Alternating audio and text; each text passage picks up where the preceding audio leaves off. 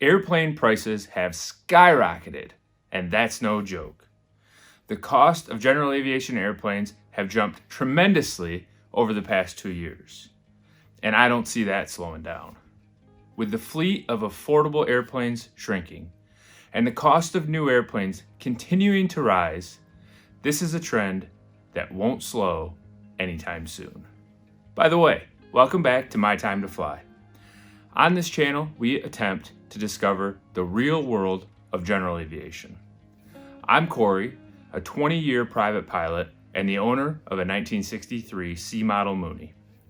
Today, I'm going to introduce you to an airplane that is completely opposite from my Mooney, but can be a great value and might just be the perfect airplane for your mission. Make sure you hit that subscribe button to see more general aviation content and come along for upcoming adventures in the Mooney. One of the most difficult airplane segments to find an affordable option is the capable 4-seat airplane. With 172s and Cherokees filling that space and jumping in price, we can no longer overlook other options. When I bought the Mooney, it was the best bang for the buck in 4-seat airplanes. And while Moonies can still be a tremendous value, I think the best value space has some competition. Let's talk about another 4-place airplane that is still a great value. This is the Piper PA-20 Tri-Pacer. It's classically known as a short-wing Piper, and it's the only 4-place tricycle gear model in that category. Other short-wing Pipers include the Vagabond, Clipper, Colt, and Pacer. Along with beautiful and unique styling and a short, high camber wing, short-wing Pipers maintain a tremendous community of owners and enthusiasts around the world. Enjoy these Tri-Pacer images from many of those owners as we discuss some details. The Tri-Pacer is constructed with a steel tube fuselage and an aluminum frame wing, all covered in fabric. This simple construction is light, durable, and can help to control maintenance costs. Don't fear the fabric. Today's fabric coverings are durable and lasting. But if fabric makes you nervous, it might be possible to find a metallized version for sale as well.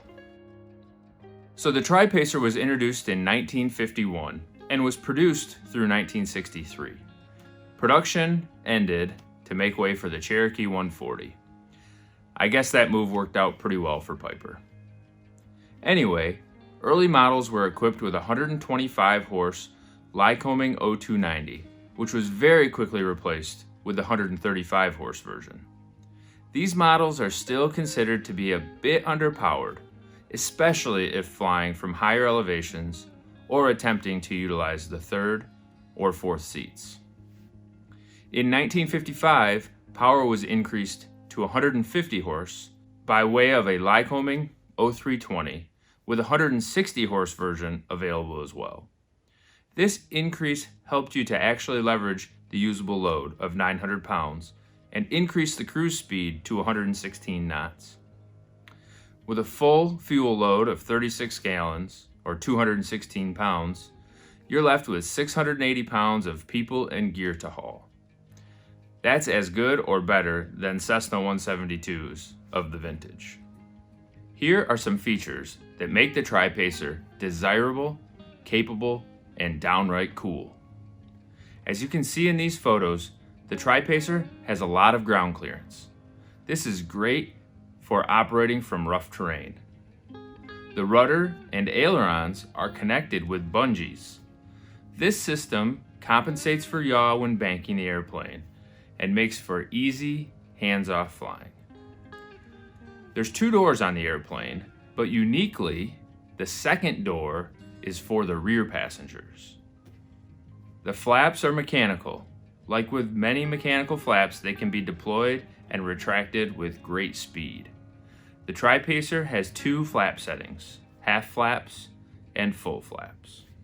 So let's take a look at bang for the buck, comparing the Tri-Pacer with some of the more common 4-place airplanes available. One word of warning, The inventory of airplanes for sale currently is very low. I've scoured the web and have only found one Tri-Pacer for sale. So if you're looking for one, you might have to expand your search far and wide. So here's a 172 of the same vintage for sale. I must say, this is one of the nicest early model 172s I have ever seen. But the price certainly indicates how much it cost to get it to this condition.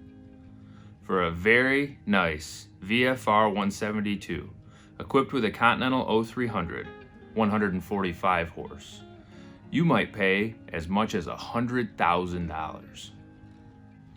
Here's maybe a better example of a typical 172 of the vintage.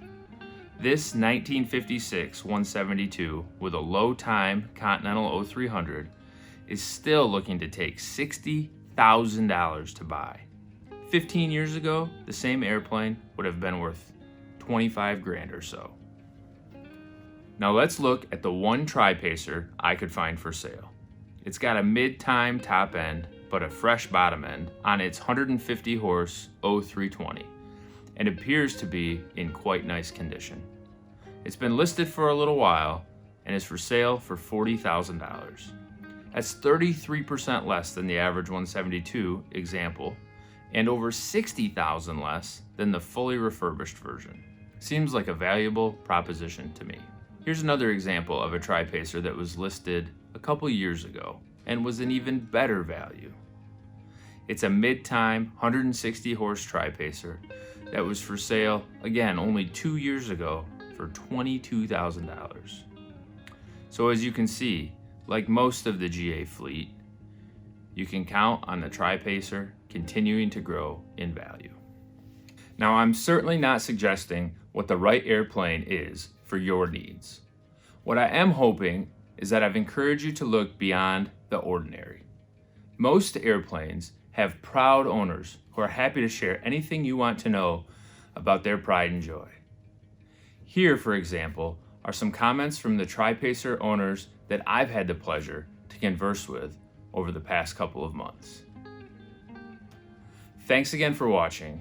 We'll see you on the next video. And as always, go find your time to fly.